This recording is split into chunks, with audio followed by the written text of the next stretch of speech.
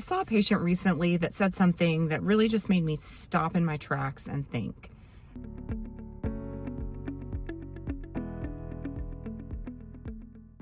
This patient was young, they were younger than me, and they said, I've really been trying not to live for the past 20 years.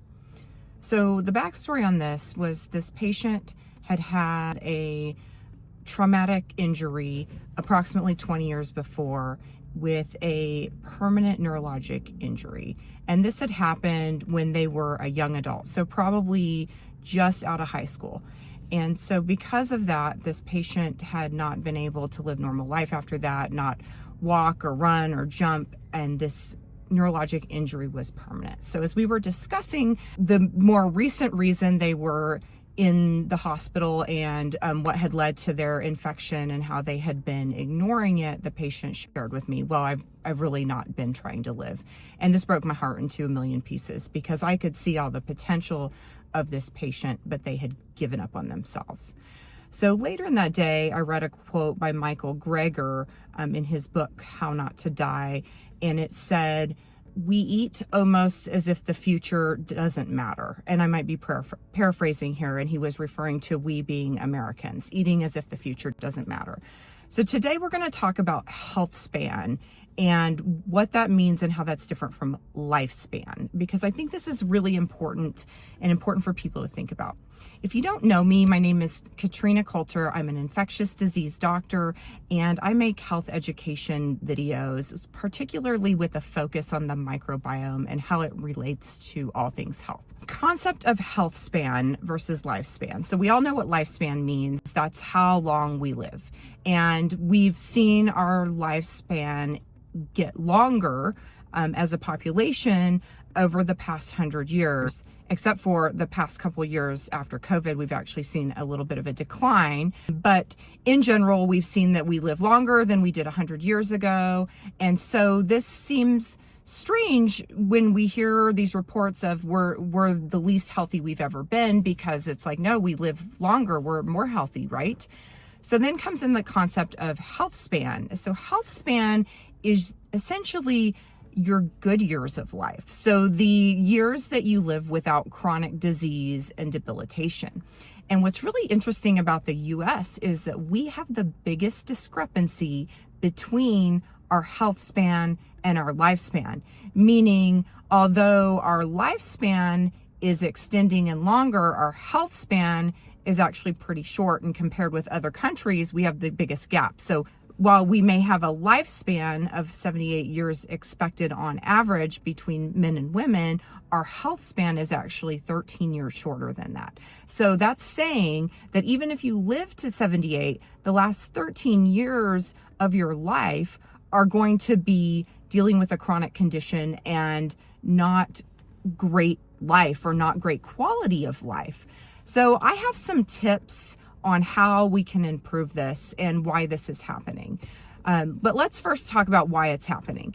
So number one, we are all aware of, we have all heard about it, smoking. Smoking cigarettes has played a big role in cardiovascular disease and shortening our lifespan in general, increasing our chronic disease conditions, and that shortens our health span. We're not going to talk about that. We all know smoking is bad. You shouldn't do it. Please try to stop. There's lots of resources out there. If you are a smoker, please utilize all of them and keep trying to quit. The second reason why we're seeing this shortening of our health span is our food system. So 100 years ago, most of our deaths were related to malnutrition. And so people would get things like pneumonia and tuberculosis because they were overall undernourished. Now we have an overnutrition or an overnourishment problem where we've got lots of food and lots of calories, but they're not necessarily helping us be healthier. So what we found is that what is more important than the quantity of calories that you're getting is the quality of calories that you're getting. And specifically, what's really accelerated in the last 50 or so years is the ultra processed foods. So these are foods that are essentially processed in a lab. They're not going to be the things that you make in your kitchen, and they contain a lot of refined sugars and additives and emulsifiers and shelf stabilizers, and they taste delicious and they're really convenient and they come in packages, and we're all eating too much of them. We're getting about 65% of our calories as adults from these now. Kids are getting about 75 to 80% of their calories from them. And so while we're getting the calories in and we are maybe in a way better nourished, what we're not getting calories from is fiber. And fiber traditionally came from plants and vegetables. It also comes from whole grains and seeds and nuts, is what is really important for our gut microbiome to proliferate and to function normally, and then be able to give our body the correct signals that say things like we're full, so we can stop eating, or this is a high sugar meal, we need to release some insulin, or things that serve as precursors for neurotransmitters that then can help us make good decisions, things like dopamine and serotonin that influence our overall mood, or help us not become anxious or overstimulated.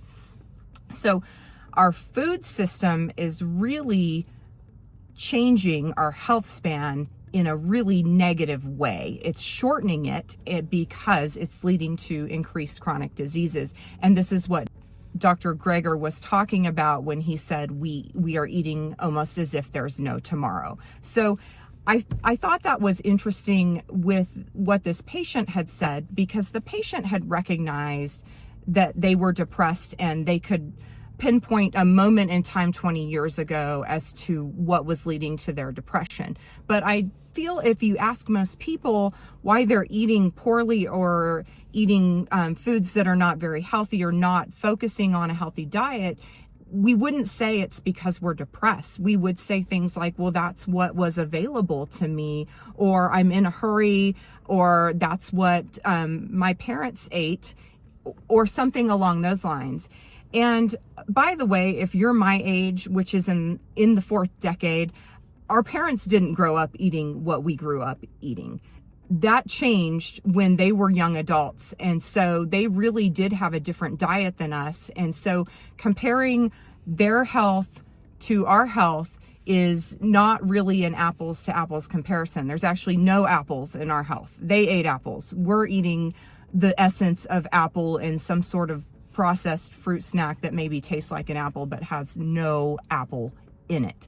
And so it's really important, if you're dealing with aging parents right now and kind of looking at their health problems and kind of thinking about your own health, to recognize you didn't even have likely as strong of a base of whole foods that they had. And so your health span is going to be shorter than theirs unless you start making changes today. Another argument might be, well, we didn't get to have these snacks growing up. We couldn't afford them. And so now I don't want my kids to miss out, and we want to enjoy things in life. If you grew up on beans and rice, thank whoever raised you, because that is actually more protective and will lead to a longer life than growing up on a bunch of processed snacks and sugary cereals and Hamburger Helper and things of that nature. Also, if just giving your kids what you didn't have, you are shortening their life and ensuring that they're going to have a chronic condition. You've got to recognize the role of the foods that we're eating now on our health in the future. What we're doing now, we're going to be paying for in 20 years from now. I actually have another patient who had a similar neurologic injury and a lot of similarities in the case of the first patient I mentioned. This one had their accident in Switzerland. And so they also had a devastating neurologic accident. They ended up hospitalized in Switzerland for several months. And so their family members, specifically this patient's mother, went out to stay with the patient while they were in the hospital. And one thing that was recognized after it was all said and done and the patient got to come back to the United States, was that the mom had lost a lot of weight because the diet in Switzerland was so different. The McDonald's wouldn't buy foreign beef. Everything they ate was raised within the country. You walked everywhere to get the food, and the processed foods just weren't so available. So it was a really interesting observation. And the other interesting thing about the story is that that patient with their devastating neurologic injury went on to get professional degrees and is now a very active contributing member of society in Switzerland.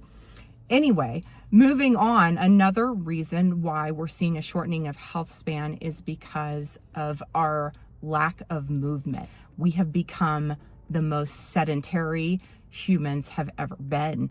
We sit in our office chairs all day, we commute to work, we sit on the couch and watch YouTube, or scroll through our phones or watch TV and maybe mindlessly kind of eat our ultra processed foods the whole time, and we're not getting our recommended 22 minutes of exercise per day.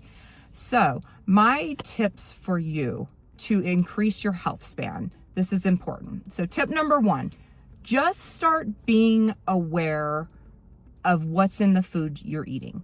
So when you're eating a packaged food, just flip it over, look at the label, see how many grams of sugar are in it. How many of those are added grams of sugar? How many grams of fiber are in it? Does it have any fiber in it?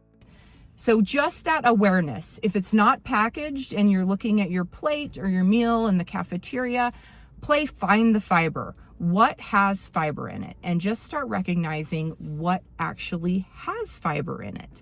And just that noticing what you're eating is going to start the first shift in your diet. Number 2, add 1 piece of fruit to your meal today. That's it. 1 extra piece of fruit. So maybe you're having a hunger attack and you were going to go grab some chips or a granola bar or some sort of packaged candy. Instead, I want you to grab a piece of fruit, a banana, an apple, a clementine, a pear, whatever is available, and eat that 1 extra piece of fruit today. Then tomorrow, in addition to having an extra piece of fruit, see if you can add an extra vegetable into your meal. Just one meal, just add 1 extra serving of vegetables into the meal. So a piece of fruit today, an extra vegetable tomorrow. Then grab a piece of fruit and take it with you on the go, so that when your brain gets tired and it says, I'm hungry, where is the sugar? All of a sudden, the apple is in front of you. I have one. Look at that. In my bag.